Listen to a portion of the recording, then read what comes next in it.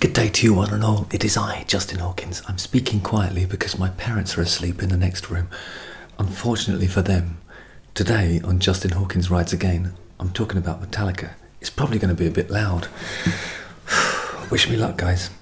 If I get told off, you'll witness it. The indignity.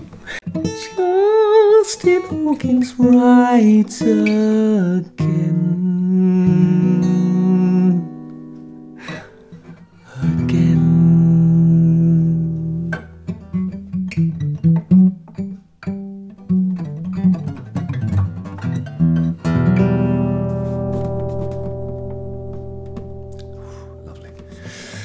Okay, so Metallica have done a cover of the Thin Lizzy song, Borderline.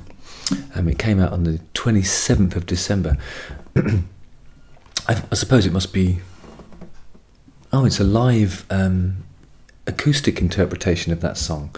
Lovely stuff. Okay, here are some comments from the video itself. Olaf said, James should do an acoustic album. He has the perfect voice. Noah Burke says, call me crazy, but when he's just singing like this, he almost sounds like John Bon Jovi. Does that mean John Bon Jovi now, or John Bon Jovi, you know, John Bon Jovi? Tyrone Albert says, I love how close it sounded to the original Thin Lizzy track, and Kirk keeping the solos intact. Thin Lizzy is criminally underrated. I couldn't possibly agree more. For those of you who aren't familiar with Thin Lizzy, you should be ashamed of yourselves. For real. They are an Irish band formed in Dublin in 1969. Their music reflects a wide range of influences, including blues, soul, psychedelic rock and traditional Irish folk music, but it's generally classified as hard rock. Critic John Dugan has written that as the band's creative force, singer Phil Lynott, there has been some controversy as to how to pronounce his name. I'm going with Lynott because it's L-Y-N, like Lynn, you know, like King's Lynn, or Lynn, Alan Partridge's assistant, was a more insightful and intelligent writer than many of his ilk, preferring slice-of-life working-class dramas of love and hate, influenced by Bob Dylan, Bruce Springsteen, and virtually all of the Irish literary tradition. Let's have a little look at this performance. I'll try and play it quietly so that I don't disturb the slumbering parents in the next room. Trust me, you don't want that. You don't want that. Have you heard of a band called Thin Lizzy? Wouldn't be the first time. I think they covered Whiskey in the Jar, didn't they, once? That was a cover of a cover. Probably of a cover. It might even have been written by Trad R. Correct me if I'm wrong in the comments section.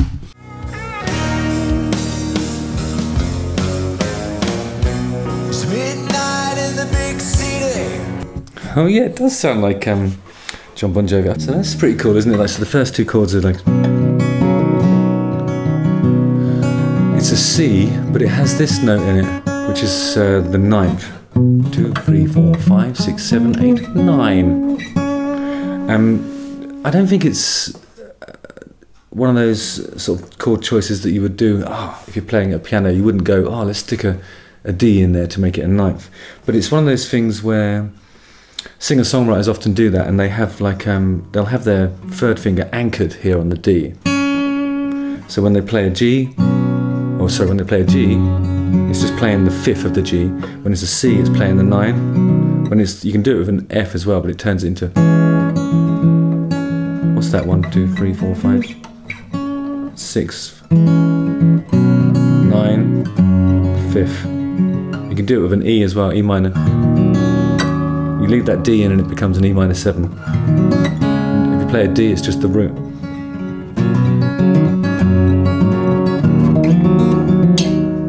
So it's a really good way to sort of just have a note droning through it that behaves in different ways because of the relational differences between the various chords in the sequence.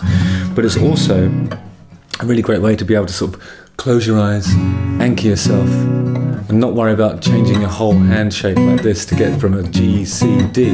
I think you know, like, it used to happen a lot in indie music in the 90s, and also like singer-songwriter stuff. They'll go... And they're literally anchored here, and it's easier to feel your way around when you've got your eyes closed and you're talking about, you're doing your poems or whatever, you know. So I think there's a practical reason why people do that. but it has this lovely sort of adds a ninth to the C.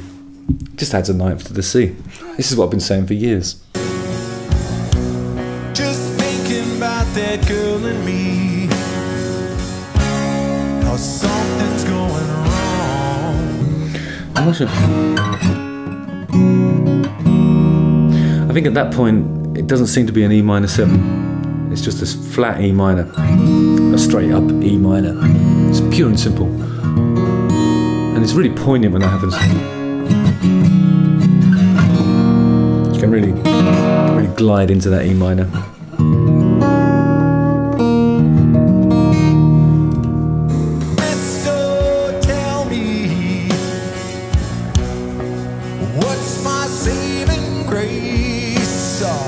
Yeah, he really has got. This is a totally different song to James Hetfield's voice, isn't it? It's like he's not giving it the rah stuff that he does, you know, the lion roar.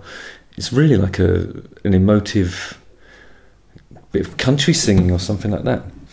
And it has got that. I can understand why the John Bon Jovi comparisons was being bandied around in those comments. I can hear that myself, actually. The backroom boys are all telling me. Oh, listen to that harmony. That I'm a borderline case. I got excited when I saw Borderline. I thought it might be one of two things. I thought it might be a song that explores borderline syndrome, which is, you know, an oft-diagnosed mental illness. And then I thought, is it Borderline, the Madonna song? Borderline, feels like I'm going to lose my mind. You just keep on pushing my love over the borderline. Borderline. I thought Metallica doing Madonna. Worlds collide. It would have been beautiful. This is great though. Don't get me wrong. This is great.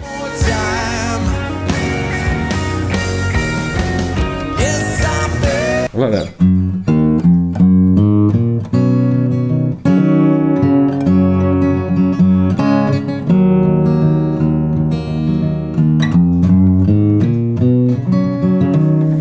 This is like one of those songs it's probably just really, really good fun to play and sing. Get it in your singer-songwriters out there and people who do individual acoustic shows. Get it in the set. Go on.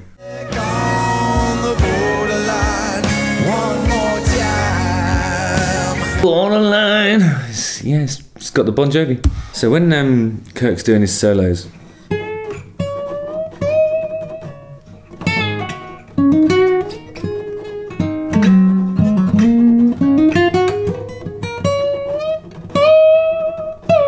all that lead stuff is happening in the E minor. So this C9, I mean the song starts in C but it isn't in C. It might be in G. It's more likely to be in E minor. That's why that's so satisfying when that E minor chord hits after the D. So, there it is, we're home, you know. So all the solos can happen here. If it's in G, then E minor is the relative minor anyway.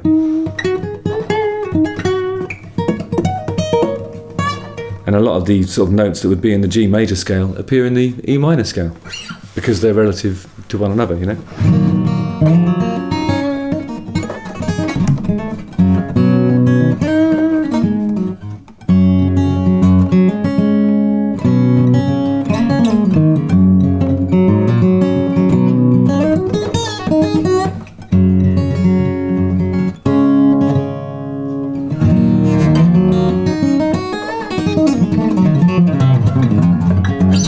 Do all that stuff. So I think that's more or less how this works, really. 7 beers and still sober. I've noticed when I'm looking at James Hetfield's hands there, he seems to be doing. He's concentrating on this. He's not actually hitting the G root. I don't think the bass player's doing that either. It's time to change to something stronger. Yeah, it's like the really prominent note is this.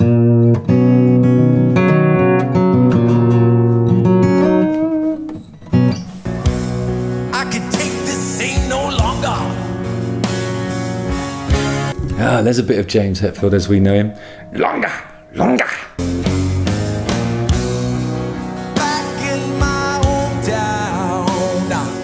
nah. When he gets those nahs, it's more of his own character coming through there. The old place is still the same. But he's got this lovely, it's the same. He's got this lovely wobble in his, you know, his graty kind of reduced emotional vocal. It is a great bit of singing.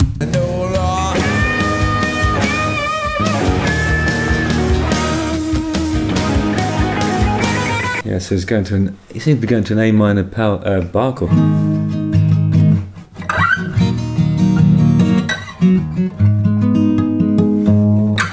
So that middle 8 section, or the bridge, as some composers call it.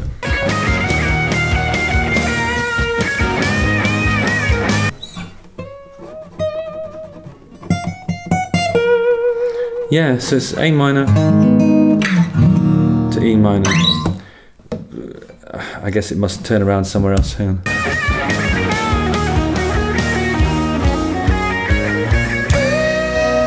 Yeah, okay. So it's A minor to E minor, A minor to E minor for the solo. He's doing it all in E minor.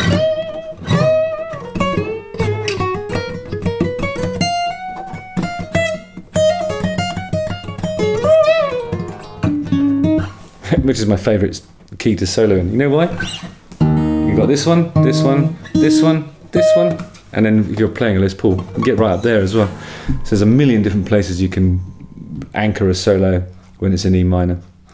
It's a joy to play along to anything that's in that key, I think, as a lead guitarist. Because you can go from wandering and then you always find your way home. Always find your way home. Yeah. Always.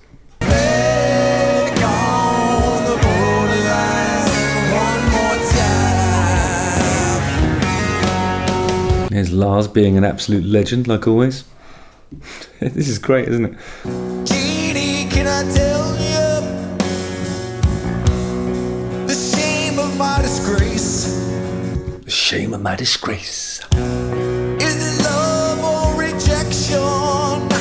Rejection. This is really comfy for James Hetfield, I think, and he's able to put a lot of stink in this stuff, you know.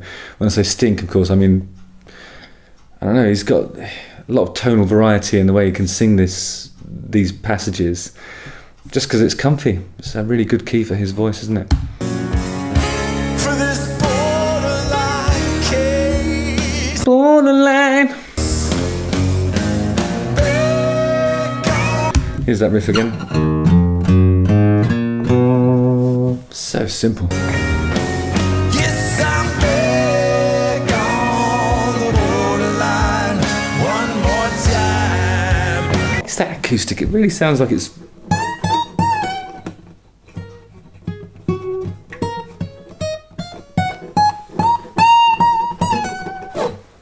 I need to get myself one of those cutaway acoustics that it's got seems to have like a Fender headstock on it as well. Like looks like it's really good for playing lead in acoustic situations.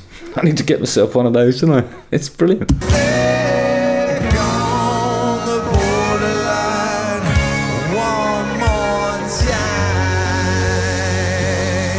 And that is a really well observed Thin Lizzy cover. It's just beautifully played. He sings it great, doesn't he?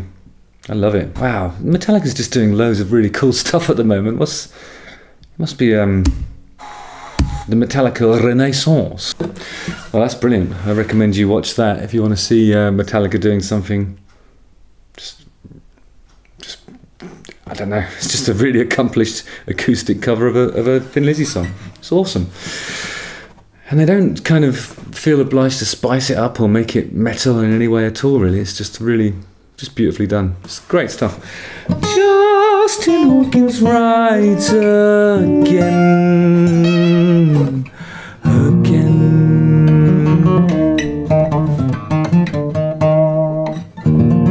Don't forget to like, subscribe, hit the bell for notifications, and watch one of these 2 videos. Lovely stuff, guys. Nice one. Borderline.